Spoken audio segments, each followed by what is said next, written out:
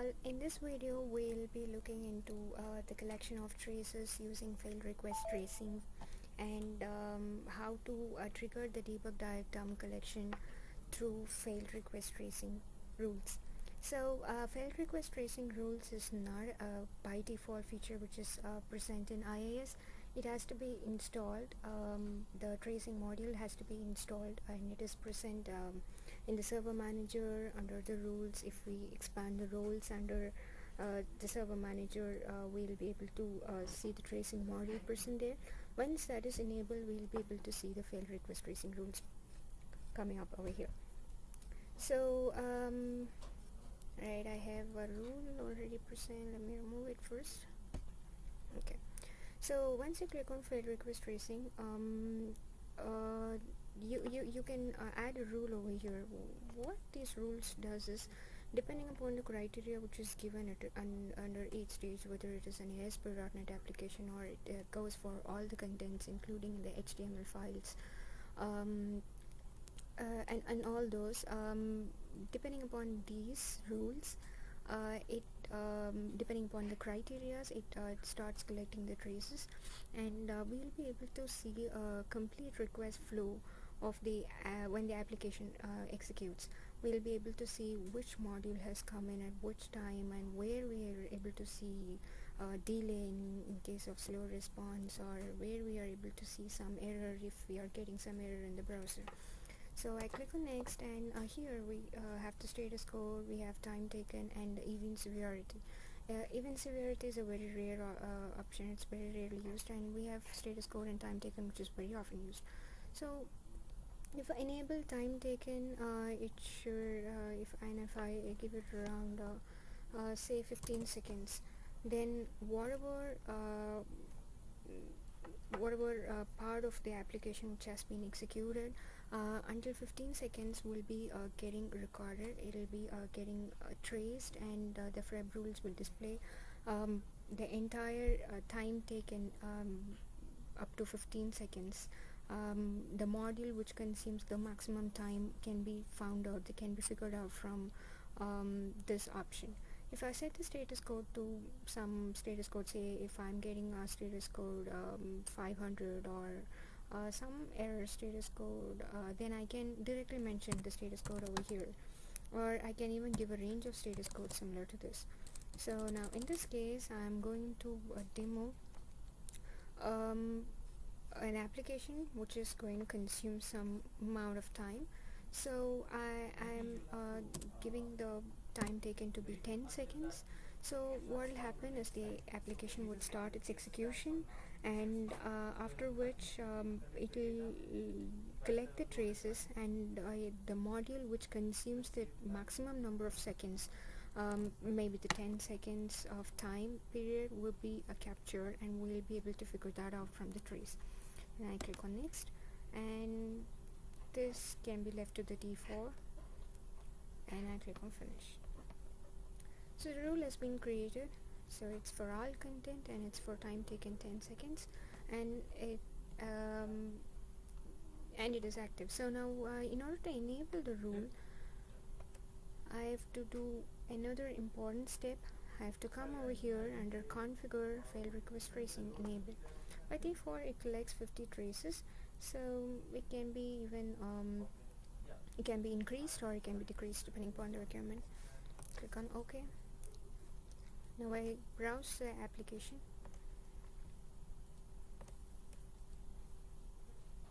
Okay. My directory browsing is enabled, so I'm getting this directory view, and yeah, now you can see the request is taking time.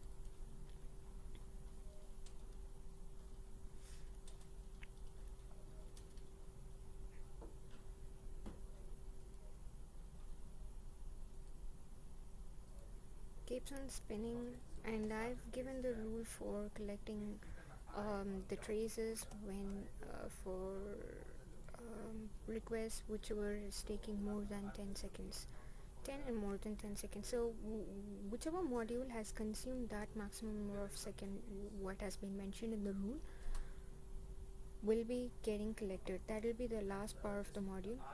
If you see here, It's 21st November, and there is a Freb trace which is got collected.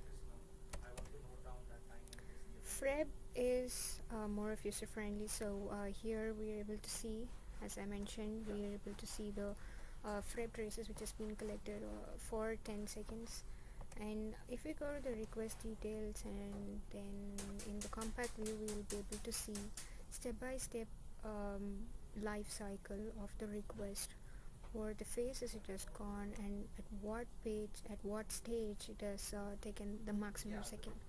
So that will be the end point of the request flow, and the trace will capture it exactly. So now that our Freb rule is working, we are going to see another important feature, how to trigger the dump collection in debug diet through the Freb rule. So this is something which is very simple, but it has to be done very carefully. And why we go for a debug diet dump collection through Freb is sometimes we'll be able to miss out some of the important data there because of the minute time mismatch, or yeah, if the debug diet dump collection doesn't start at the proper time, we may miss out some of the important data. So what we are trying to do here is we are going to trigger the debug diet dump collection as soon as the Freb traces are starting to get collected. So now we are able to see here the Freb traces getting collected. So parallelly the debug diet dump also will be getting collected. Debug diet will be giving us an entire picture of what has happened during that particular time in the process. So we'll be able to know where exactly the issue is occurring and why we are able to see slowness. In this case it is slowness, so why we are able to see a particular issue. So yeah, so here we are going to create a normal normal crash rule, and at this point we'll be adding a breakpoint. Let me show it from first. We click on add rule and we get a pop-up window. You can have it as a crash rule by default. Click on next and click on a specific IIS web application pool, because it's only for this application pool which we are concerned with. Click on slow response in this case. Click on next. In here click on breakpoints, and we'll be adding a specific breakpoint. By default the breakpoints will be it usually used to be NTDLL for a crash, but here we have to trigger the Freb the debug diet dump collection when the Freb traces starts collecting. So we are going to add a specific breakpoint telling that. So write log file, whenever the write log file module of the Freb rule starts executing, it instructs the debug diet to start the dump collection as well. So this is the breakpoint. It is present within the IIS Freb module, the DLL. Within the IIS Freb DLL, when under the Freb log file manager class, if the write log file module has begun its execution, then it means that it instructs debug diet to also collect the dumps. So I have chosen the option of full user dump here, and action limit can be set to 3, or depending upon how many number of dumps which is needed. Click on OK, click on save and close, and then click on next, and finish. So there we go.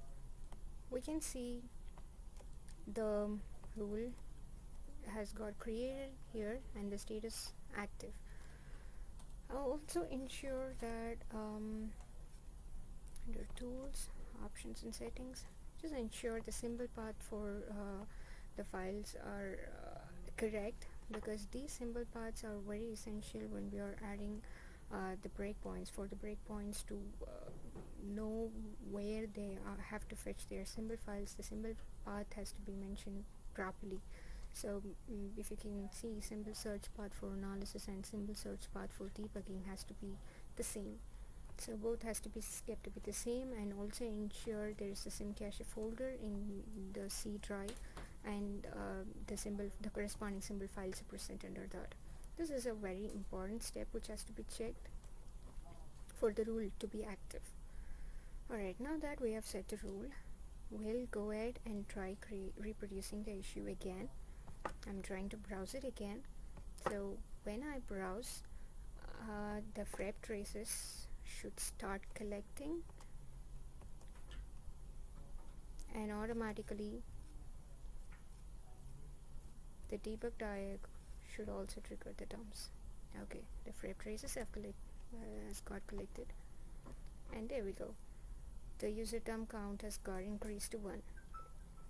So the dumps will be present under this path. It is under C, program files, debug diag, logs, crash rule for iOS web application, whatever the rule whichever rule which we are getting created. So we can go ahead and use this dump file. Thank you for watching the video. Hope this was informative. Thank you.